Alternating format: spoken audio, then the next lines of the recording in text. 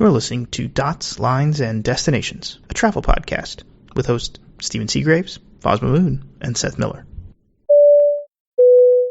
Hello, and welcome to episode 600 plus 1 of Dots, Lines, and Destinations. live from Colombo. Colombo, Sri Lanka. And that's just for you, Ed. Just for you, Ed. We're doing it for you. We are here, just Fozz and I, doing a bit of travel, and we're gonna talk about some news. With more questionable life choices, as always. We'll talk about how we got here, my fiasco in the bonus. But news-wise, there's been a big shakeup at AA. Yes, there has. What's going on? Well, a bunch of people got fired, and a bunch of people got moved around. And so basically what that comes down to is, I'm pulling up my notes right here. Allegedly, the people that have been pushed out are all ex-Vasu loyalists. So apparently there was a number of Vasu loyalists that were left behind the scenes after he was pushed out. So what's happening now is Nat Piper, who is the chief commercial officer, now oversees marketing, branding, advertising, and partnerships alongside his existing commercial duties. Heather Garbodin, chief customer officer, now reports to Piper and now owns reservations, contact centers, and service recovery and catering. Wow. Which is, catering is an interesting one given the London debacle that they finally just got resolved this week. JC Gulbranson now includes airports, planning, flight operations, and the operations center. And John Bender, I'm going to butcher this, so I apologize. John Benderadis, who's coming over from Spirit, will lead technical operations. And Carolyn Clayton took over corporate communications, while Steve Newman assumed responsibility for government affairs and sustainability. People leaving include Ron Defoe in communications, Nate Gadden, government affairs, and Kevin Bricker in technical ops. And then at the end of the year, Vice Chair Steve Johnson is also going. I find there's a bit of consolidation in some of the roles. Like you mentioned, the one woman is overseeing communications, like outside communications with basically travelers, like some of the stuff with having to do with reservations and like that technology stack ish, but then also catering. That's an interesting like overlap. Yeah. I look, I read this press release when it came out, and I felt like this was shuffling the deck chairs of the Titanic. It's just not going to work because it just doesn't address their core problem, which is just general leadership. Well, their core problem is they lack a true vision, right? Like on one end, they claim they want to be a premium carrier. And we see that with the 77W that just came back from Hong Kong, 70 seats in J. Yep. Right? That's substantial. That's more than United. But on the other end, they behave like a low-cost carrier. Yeah. Right? And so, like, you can't be both. Where are they going to use that 77W? Is that like DFW Heathrow, London Heathrow to LA? I don't think they've defined it. Right? Traditionally, the 77Ws go to London, Sao Paulo, and Buenos Aires. Okay. And sometimes Sydney.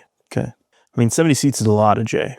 It is. But this goes back to a conversation you and I were having, right? One of the problems that I see with AA is faring. They have a fundamental problem with the way they fare tickets. They still fare tickets like it was 30 years ago, right? With hub captive premiums, and they're not dynamic. Like when you look at what United does, United will start adjusting fares up until departure time. To fill every seat, right? Because once a seat goes out empty, yep, it's spoiled. There's nothing you can do to recover that.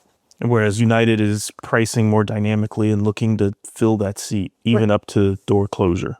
Yeah, United does not want that seat to go out empty. Which, like, from a business standpoint, that's the right thing to do. Absolutely, yeah. Right, but you look at American. I see this at Philly all the time, right? Like, they don't care. They're going to stick their laurels about charging you $400 for that ticket. Doesn't matter, right, if that seat's empty or not. They would rather fly it empty. And that's probably the fundamental problem. I mean, it's a revenue left on the table. Do you think any of these people, the shakeups, change that? Like, do you think there's anyone that's in revenue management going, this would fall under commercial officer if it's the same guy who just got more responsibilities? I don't really see that shifting. Yeah. So they need someone who's like focused on the revenue management side of things and unlocking more revenue. Yeah, or like not even like it's not even an issue of locking more revenue. It's just don't like use the inventory you have. Right? Like if you think of AA is by far the largest domestic carrier. Yeah. They've got a lot of seats to fill on a daily basis, and they're not. Yeah. But like I couldn't tell you last time I was on a United flight with an empty seat. Yep. Even in domestic first, do you see seats go out empty? Yes. Wow. Yeah, I mean it's just leaving money on the table. Yeah. Right, which means in your domestic first example, right? It's just that means their buy-ups are not being priced at the right price point. Yeah. Because there's always a price that someone will buy up. Yep. Huh. Well, I mean, it sounds like they need less of a reorg and more of a recommittal to what they actually want to be. Right, and like New York and LA, what do they want to do there? Right, like, do you want to give up? Great, get out of other people's way, or then commit. Do you think they can actually give up New York? Do you think they can give up JFK? I mean, they've given up so much at JFK over the years. I feel like if they gave up JFK, especially on the transcons or some of the middle markets, it would hurt BA as well. Maybe not. Right? You don't think from like a connecting traffic? Philly, Chicago, Dallas. You can connect them somewhere else. Charlotte. Or Charlotte. But BA doesn't have service to Charlotte. Right, AA does, but BA does not. Yeah. Yeah, I'm just trying to think, there's got to be some kind of middle ground, I would think. Look, this is the fundamental problem with AA since the merger, if not before. Aside from DFW, they can't make a commitment anywhere. The only reason they're putting up a fight in Chicago is because United poked them. Yeah. Right. If United had not poked them, they would be down to a peer in 2 years.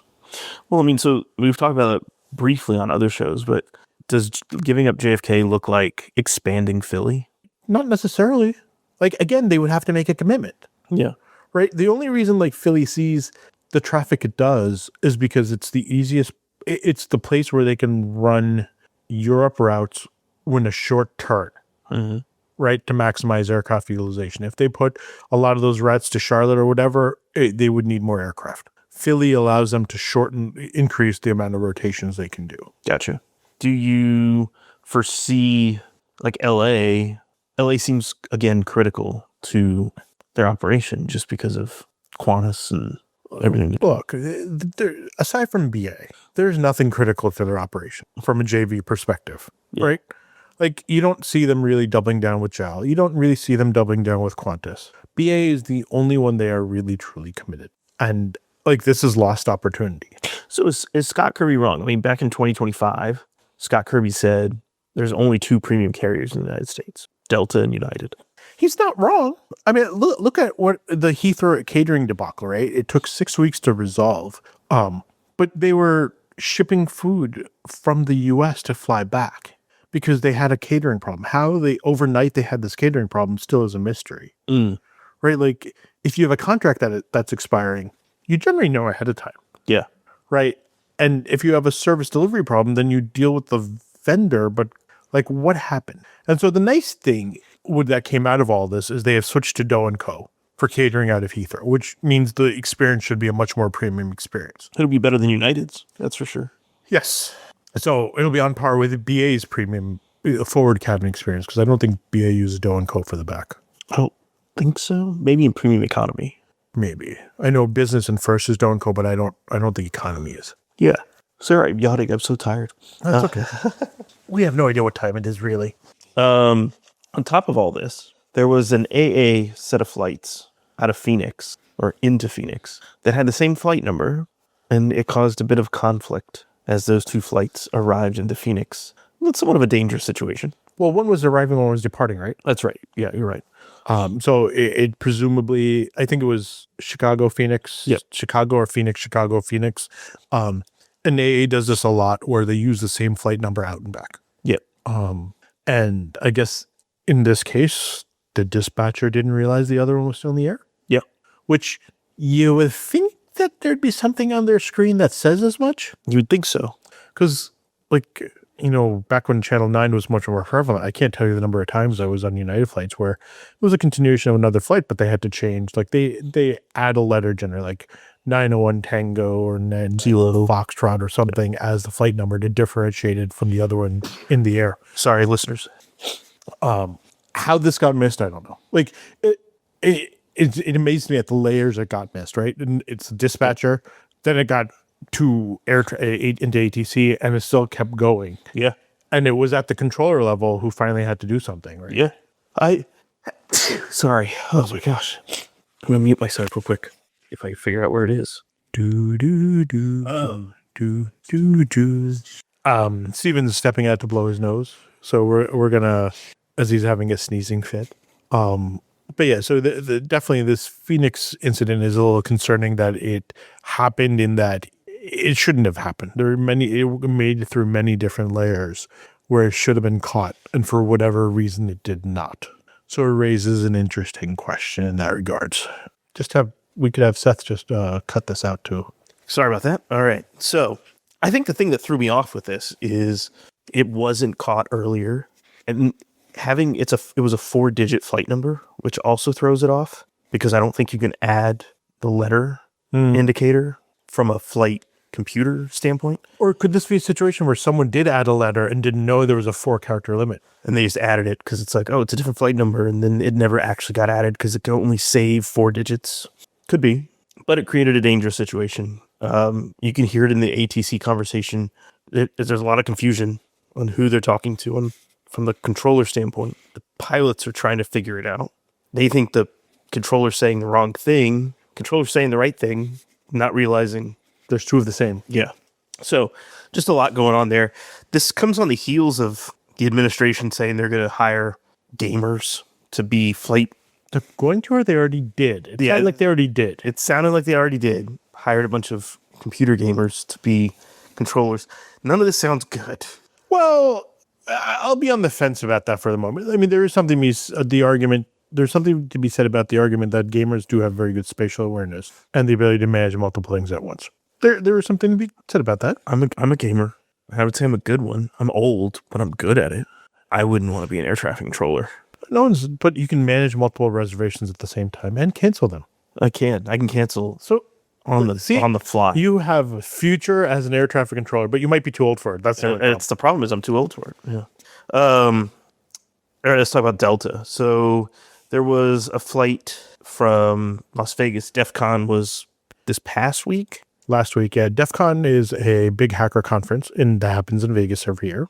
And this flight was Vegas to Atlanta, and the numbnuts on the flight decided to hijack the Wi-Fi. But it sounds like they spoofed it.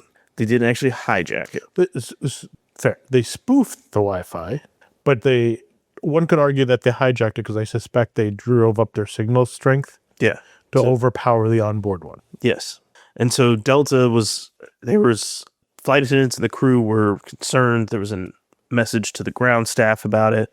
Our Wi-Fi has been hijacked. People aren't able to connect. And so Delta took the step after the flight of just basically canceling everyone's Delta account, their medallion account. Oh, I didn't know that. Yeah. And have made it so that to get your account back, you have to go through multiple steps and answer basically a questionnaire to get your account back. Now, the feds did meet the flight when it arrived because it was being treated as a serious crime. But now, I don't think anyone was arrested or anything like that. Not yet. But how do you prove who did it? Yeah, exactly. You look for the guy that has those little devices now that you can buy on Amazon that are like, they can do Wi-Fi signals. They can do all kinds of things. Oh, the Flipper Zero? The Flipper Zeros. Yeah, you look for the guy that has that in his backpack. But which I'm guessing, coming from DEF CON, everyone had one. I mean, I have one, but I don't travel with it. Yeah, well, not that stupid. Good choice. So on top of that, Delta's also in the middle of pilot negotiations, and they're not going great. They're not off to a great start. I don't think we can say they're not going great, but I don't know all the details, but I understand there was an expedited path and the long road, and they're taking the long road. By choice. By choice. The union is. So I suspect that this is going to get dragged out, which, like, in a broader sense, it makes me wonder, is Delta's heyday over? Of being like this dominant carrier? Or of having to renegotiate this contract and like losing a bunch of ground with their pilots. Is this Delta's rude awakening for the hubris they've had for the last 5 years? I think there's a few things that have been happening at Delta that are leading to that. Right. And that's why I'm saying, like, their operation is unreliable at this point. Yep. Right. System-wide, it is a big problem. They are losing premium market share because they just don't have the premium seats. Yep. Right. When you look at AA and United, they have a lot more premium seats out there, and they don't have enough wide bodies to do all these routes. At this point, though, do you think you just concede Seattle? Like I've mentioned this before in the show. Do you just concede Seattle and say, we'll pull out? They should, but they won't. They for whatever reason, they are pissed at Alaska. And when I say concede, like give it up, move the planes to LA, to Atlanta, where you need premium planes. Or Austin. Or Austin, where they've announced they're going to do Austin to Paris seasonally. Probably a good move. There's probably enough traffic there. Air France was running that, right? At one point? No, I think KLM does Amsterdam. Okay. And they do that seasonally. And because they revenue share. They need to be doing more of this type of thing. And I would argue, coming back to the original part of this conversation, it's what AA needs to be doing. Re-examine what you're doing. Find where you can maximize the fleet to have the most revenue coming out of it, and get rid of the chaff. Well, this is what I meant when I said about A's relationship with BA, right? They do that very well with BA. Look at St. Louis, look at New Orleans, like Austin, right? All these, Cincinnati, Pittsburgh, all these cities that BA flies to because of the JV. Yeah. Right? And so they do it really well there. They don't do anything else. Yeah. Like, you look at Qantas, right? What do they have? Auckland, JFK, Sydney, San Francisco, Sydney, LA, Melbourne, LA. DFW, Melbourne. DFW, Melbourne, and Sydney. Yeah, that's really it. Right. And then AA will run DFW Brisbane in the winter season and DFW Auckland. Yep. Like, there is opportunity there. Yeah. And I would argue, like, even some of the stuff to Europe, they could optimize. Like, get Iberia to come in. They have the JV with Iberia, don't they? They do. So, like, get Iberia to help out. Feed stuff to Iberia, to Southern Europe.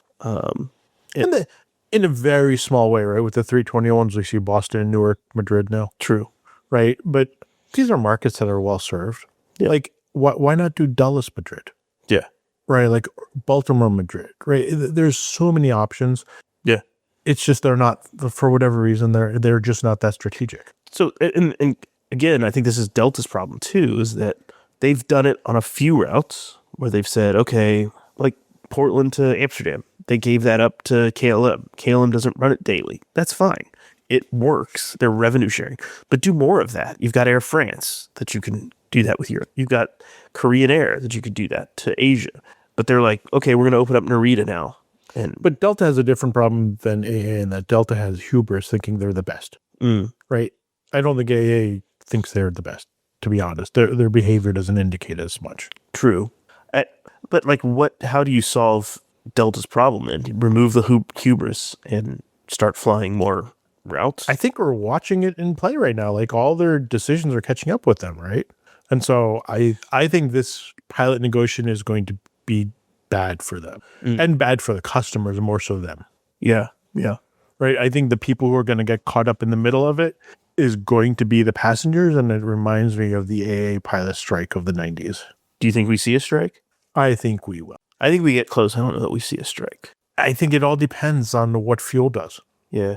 Right? Like, if fuel doesn't come down anytime soon, that's like, there's only so much money on the table. Yeah. Yeah. Do you think that Delta going after Austin is also the right move? Because I'm on the fence. What I've read and what the data says is that the Austin market has softened and continues to soften. It got really expensive really fast during COVID because tech was moving there, a lot of growth. That's come down a little bit. There's still some growth, but definitely like housing and things has gone down. Well, tech is shrinking. That's the reality, right? Like, when you look at some of these industries, right? Like, you look at Houston and Dallas and Austin. Houston is energy, lots of money. And it's also what I'll define old school travel policies where they pay for J. Yeah. Right? Most tech companies, the best you'll get is PE. Yeah. right? So there isn't high revenue or high margin flying in the where tech is based, right? San Francisco is probably somewhat of an anomaly, but even then, it's not. Depends on who you work for, type thing. Yeah, and the margins aren't that high in San Francisco, right? And Dallas is a lot of Fortune 100 headquarters, right? It's also old money. A lot of old. And it's a lot of old energy money as well. Yep. Right, and that's again old school travel policy. Yep. Austin is not that. That's what worries me with Delta's move to like make a little mini hub there. I don't think it has the population over time. It's kind of like Portland. It's still a small-ish city when you think about it. Maybe if you look at like the Austin, San Antonio metroplex, it's kind of you could call it a bigger city, but it's still a hell of a drive from San Antonio to Austin Airport. Yeah, look, I look at it this way, right? When you both American and United have very close hubs. Yep. And they've opted to move the majority of their traffic through those major hubs in and out of Austin. Now, Delta American did try a mini hub, and they eventually pulled back. I don't think the margins or the business is there. Yeah. Because if it was, like, the two dominant Texas carriers would have been there. Would have entered much earlier. It's almost like they need Air France to come in and handle the service 3 times a week or 4 times a week, even in the summer. Maybe, but like why are you committing a plane to it is my point. Because they want to show they're committed to the market, right? This is a little bit of a chicken and egg problem where it's not going to be, you're going to have success by having more options. Yeah. Right. But you don't know if you're going to be successful unless those options are there. And like the Atlanta Riyadh is a great example, right? Like those flights are empty to the point where you can book them for 30,000 sky miles round trip in economy right now. Yeah. Like you can't even find a domestic flight for 30,000 miles. But that's because they're hoping that this partnership takes off, right? Well, it's a subsidized route, undoubtedly, right? And so they're trying it because it's subsidized. But at the end of the day, if people were buying those seats, the 30,000 mile option wouldn't be there. Yeah. It tells you that no one is buying those seats. Yeah. Yeah. I mean, I look at what Delta is doing, and I think they're leaving money on the table. I think Seattle is still a money loser. I don't think they're leaving money on the table. I think they're throwing money away because they just are burning money in places they shouldn't be. Yeah, like focus the business. Yeah, like you have certain places where you're strong. Just own it and accept it. I think LA is going to be another disaster for them, right? And there's rumors that they're about to start LA Singapore or announce LA Singapore. They're doing Manila, right? And they're doing Hong Kong. The loads on Hong Kong are light, from what I understand. Yeah, it's like pick things that you don't have the market presence in any of those 3 that you mentioned. Singapore, you have no history there, really. Northwest, maybe. Not even, though. Northwest was a tag flight. Yeah. So you're not known there. There's no connecting feed on the Singapore end. Who are you gonna connect to? Same with Manila. If you're trying to serve Southeast Asia, pick a partner and figure it out.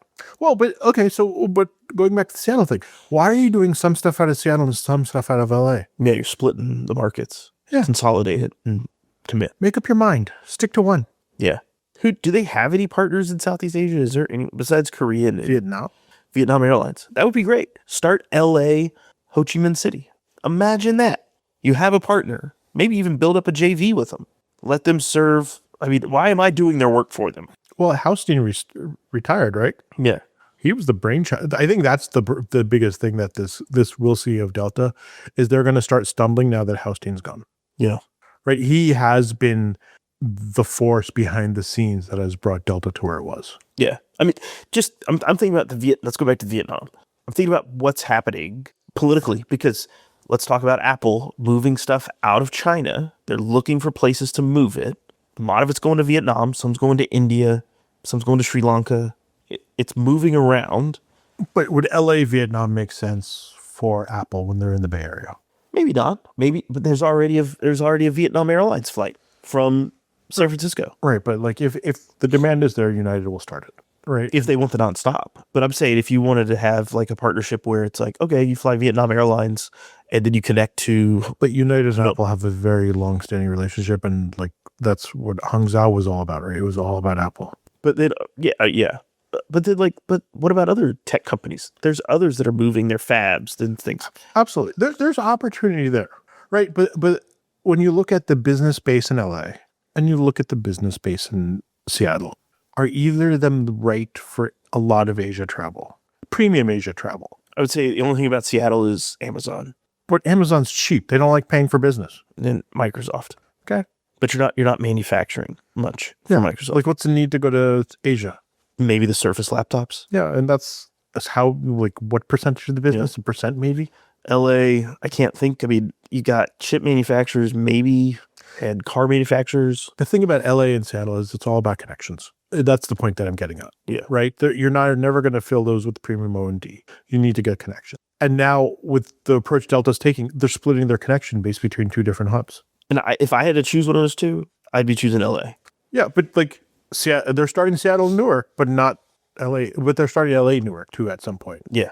That's what I mean. They're starting LA Newark, but not Seattle Newark. I had them backwards. Yeah. It's like, okay, like you're splitting the operation. Yeah. Make up your mind. Yep. Yeah, I'm with you. Interesting times. More airports are going with private security. Yeah, the three latest are Des Moines, Iowa, Charleston, South Carolina, and Tampa. Huh. Tampa. Yeah. That's an interesting choice. It's like the one big one. Yeah. Des Moines is a small airport. Tiny airport. So I'm guessing they just said from a cost savings perspective, we could probably do this cheaper than TSA. Yeah. What was the other one? Charleston, South Carolina. Also small. Yeah. I mean, how do you feel about more of the private security stuff, less of the TSA? I mean, San Francisco's been private for a long time. Yeah. I've never really had an issue there. In some ways, I find it better because and maybe it's the jaded, like, Easterner in me. I find them just to be more pleasant. They're more pleasant and they seem to be a little bit more efficient, I feel like, when they're getting people through. Like, I've never really stood in a long security line at SFO. Yeah. Even if you're at a long one, it moves fairly quickly. I mean, government has never known to be efficient, so this is true. It tracks. It's true. So we'll see who comes next. I could see Portland maybe doing this, depending on price and things like that. I could see that. We'll see what the future holds. Only time will tell. Anything else you want to talk about? No. All right. Patreon supporters, we're going to talk about Colombo getting here, my fiasco. Stick around for that. If you're not a supporter, thanks for listening. We appreciate it. We'll talk to you next time. Happy travels. Take care.